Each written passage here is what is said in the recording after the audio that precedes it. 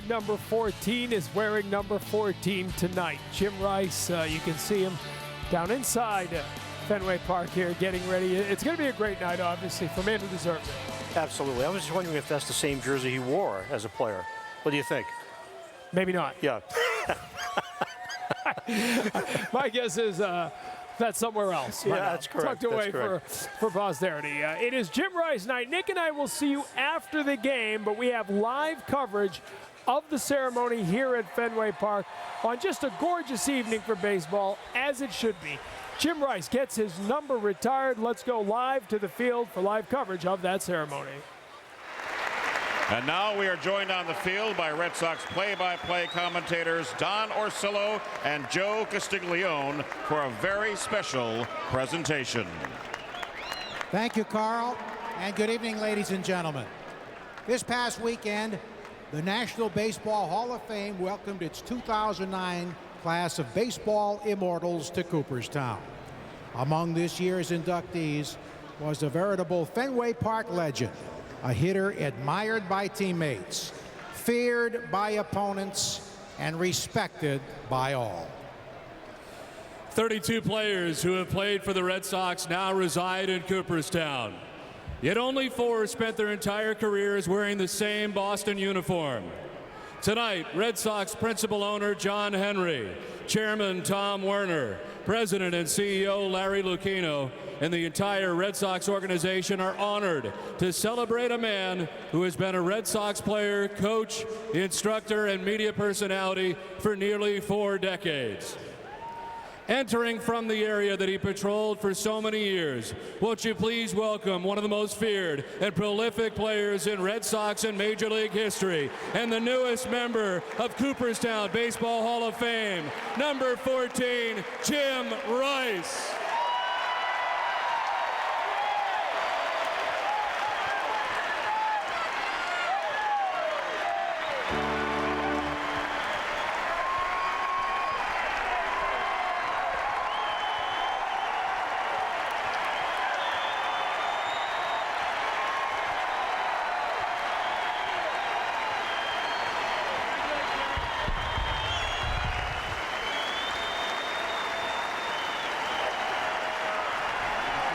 Thank you, baby.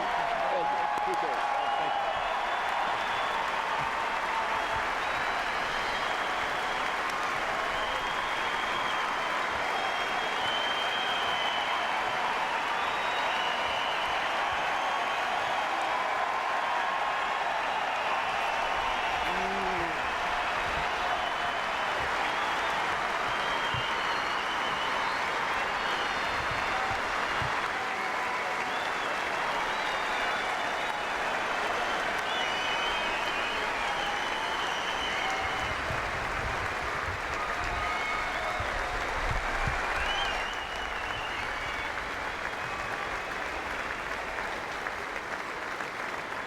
This evening, we welcome Jim's wife, Corrine, his son, Chauncey, his daughter, Carissa, his grandchildren, Kendall and Colby James, and his niece, Teresa.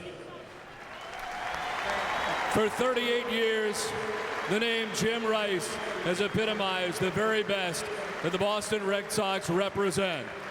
On this very special evening, we present Jim with a crystal bat in recognition of his legendary career.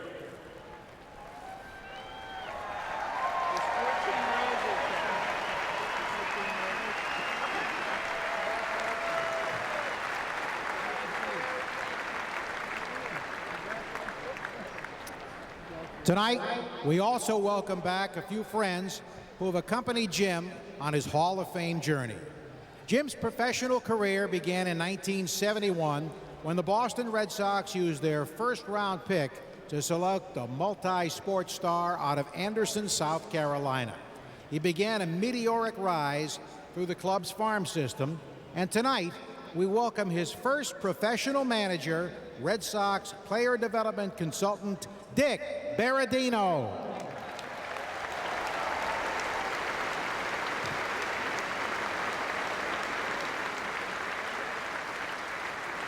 Jim made his Major League debut on August 19, 1974, in a Red Sox lineup that included his longtime friend, catcher Bob Montgomery.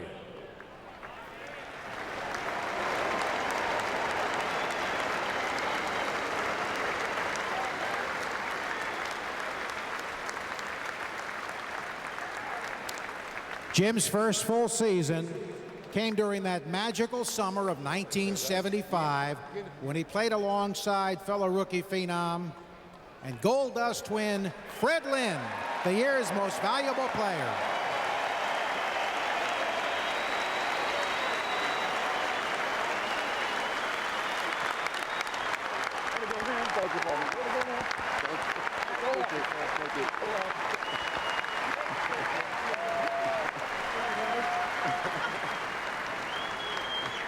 The pair of first-year outfielders helped lead the Red Sox to the 1975 World Series, along with Hall of Fame catcher Carlton Fisk.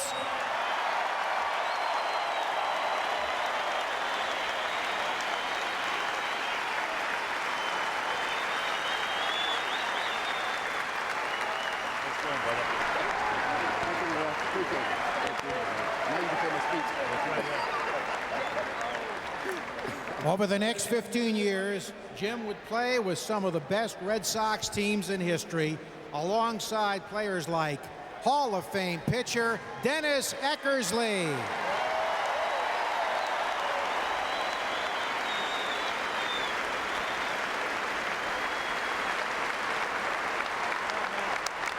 I'm glad I'm not. I know it's hot.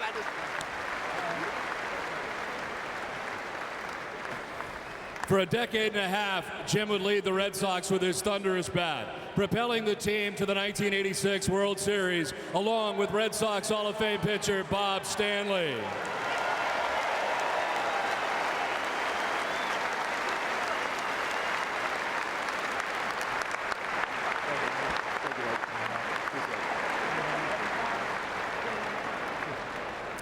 The corner outfield would be an area of stability for the Red Sox, with Jim playing left and right field belonging to Red Sox Hall of Famer Dwight Evans.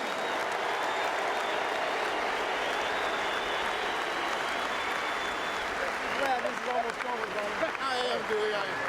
Thank you.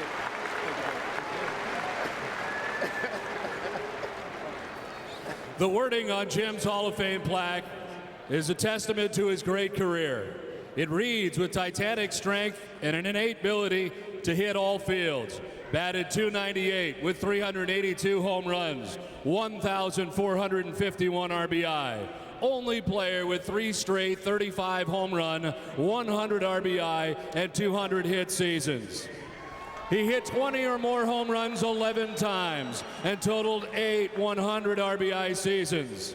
The 1978 AL MVP led the league in home runs, 46, RBI, 139, hits, 213, and an astonishing 406 total bases.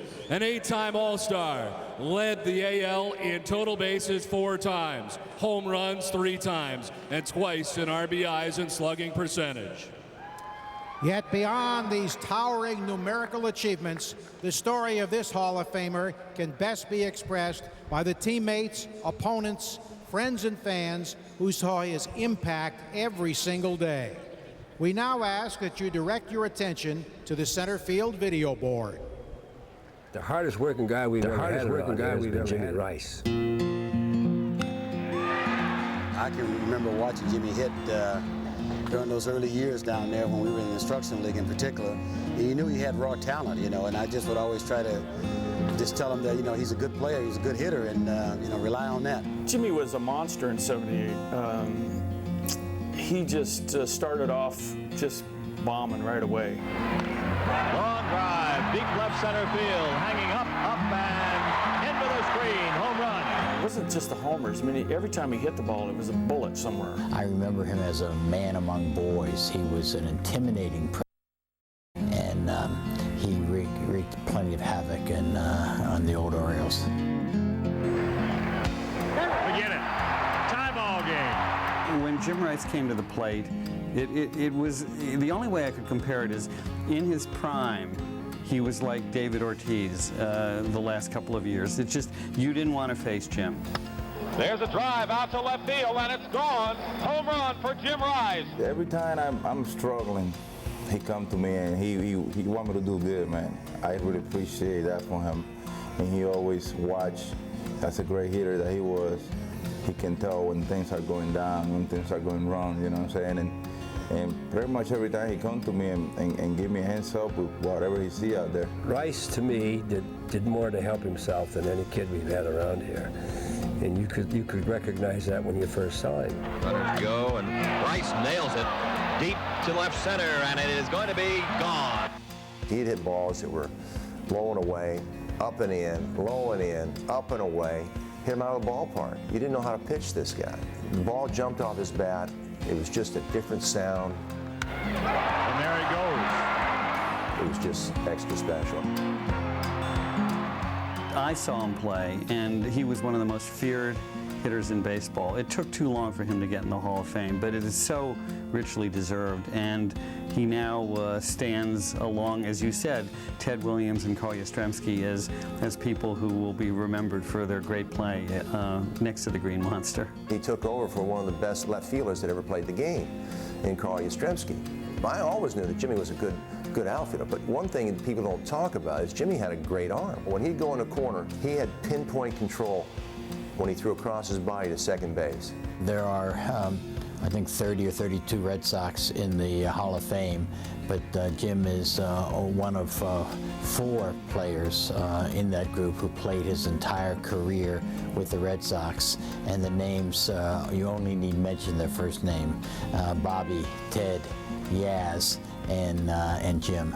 And there's something special and maybe non-duplicable in the future about that category of players, and they are iconic, and they represent something special to Red Sox Nation and to all of us who are privileged to work for the Red Sox. Uh-oh, long shot center field, way back, and goodbye, baseball.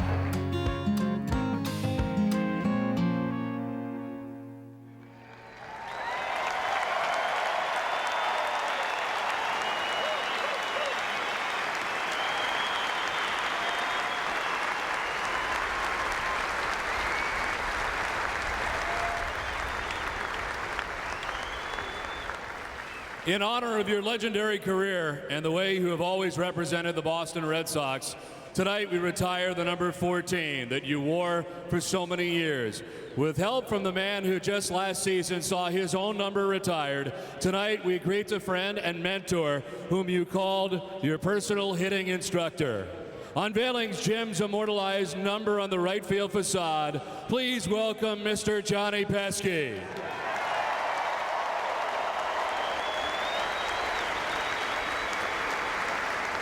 Without further ado, take it away, Johnny.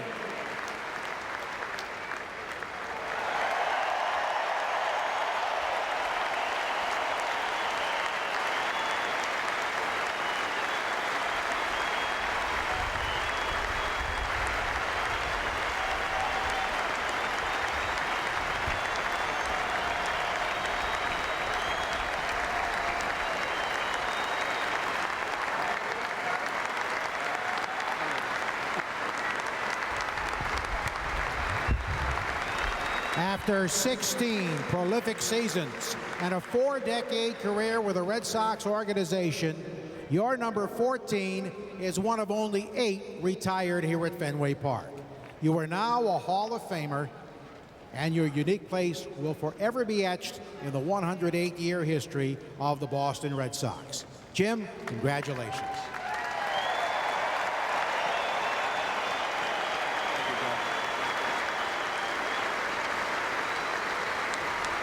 Thank you.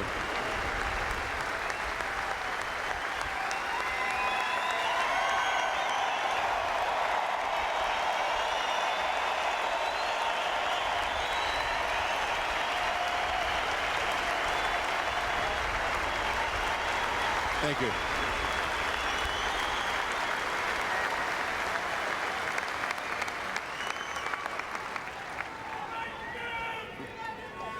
Thank you.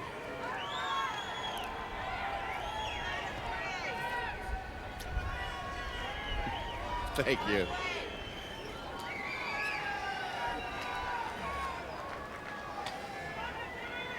Thank you. Our love for you and the Red Sox will never change, because you are the best fans that I ever played for.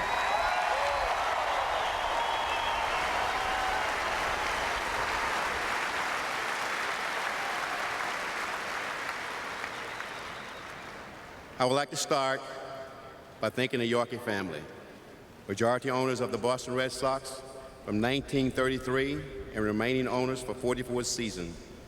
The Yorkie family was very instrumental in me signing with the Red Sox. I want to thank John Henry, the principal owner of the Boston Red Sox, Larry Lucchino, Red Sox president and CEO, and Tom Warner, Red Sox chairman, for helping to keep me in the public eye and persuading me to join NESN.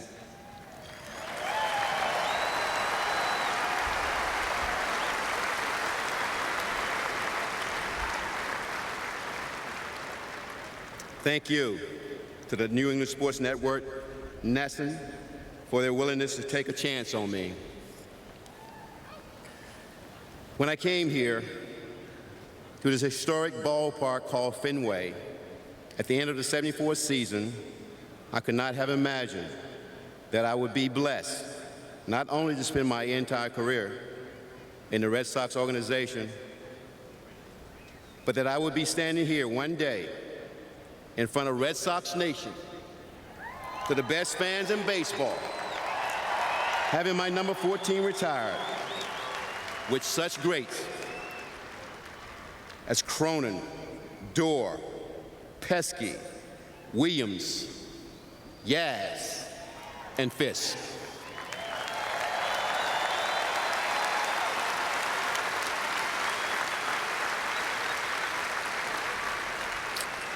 Also, thanks to the great Jackie Robinson, number 42, who helped me pave the road for a black man like me to be standing before you today.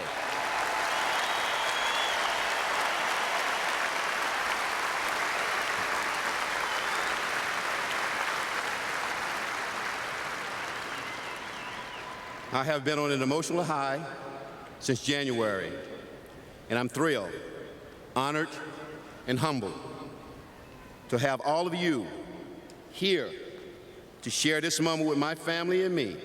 My wife, Corrine, who is my lifeline. My children, Chauncey, Carissa, my grandchildren, Kobe James and Kendall, and my niece, Teresa, who is like a daughter to me.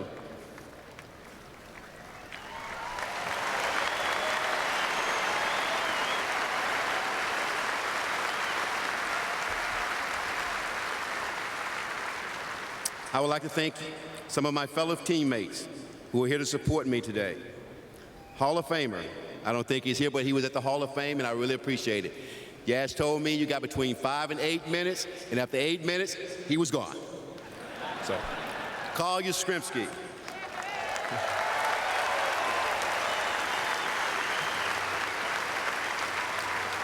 Hall of Famer Carlton Fisk. Hall of Famer Dennis Eckersley. Tommy Harper, Bob Montgomery, Bob Stanley, and part of, I think, one of the best outfielders trio that you could have, Dwight Dewey Evans.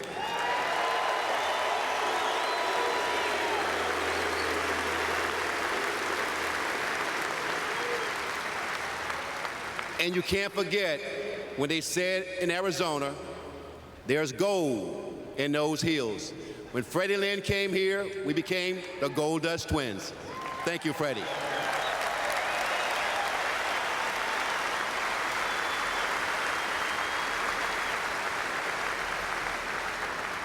Also, I would like to thank my first professional coach. Dick Baradino made me, when I was in the minor leagues, the first black Italian guy that I have ever known. We had Italian food every night. Thank you, Dick.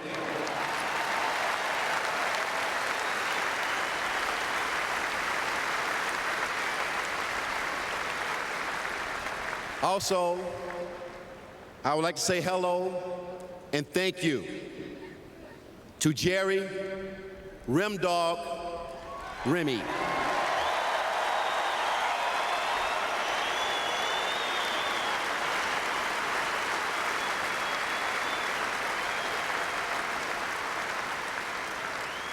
To all of you here today, and to everyone who believed in me and supported me from the bottom of my heart, thank you,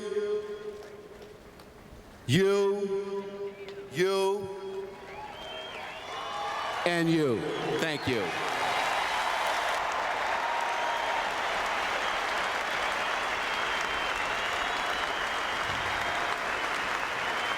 Thank you, Jim. Now, on behalf of the current players, the 2009 Boston Red Sox would like to present to you a replica of your retired number 14.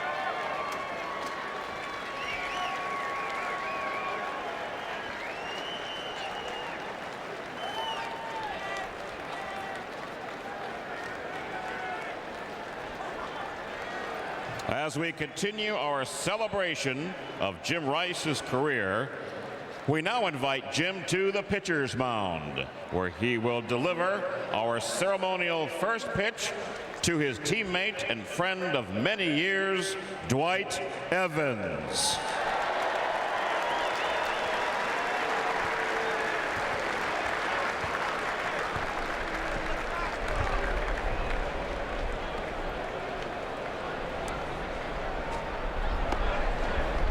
All right, Jim, let's see a pitch.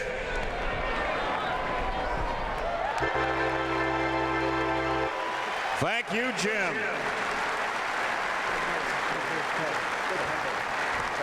And now to conclude our number retirement ceremony for the great Jim Rice, we welcome his grandchildren, Colby James Rice and Kendall Rice Thompson, who will deliver the two words we all love to hear. Say it, guys.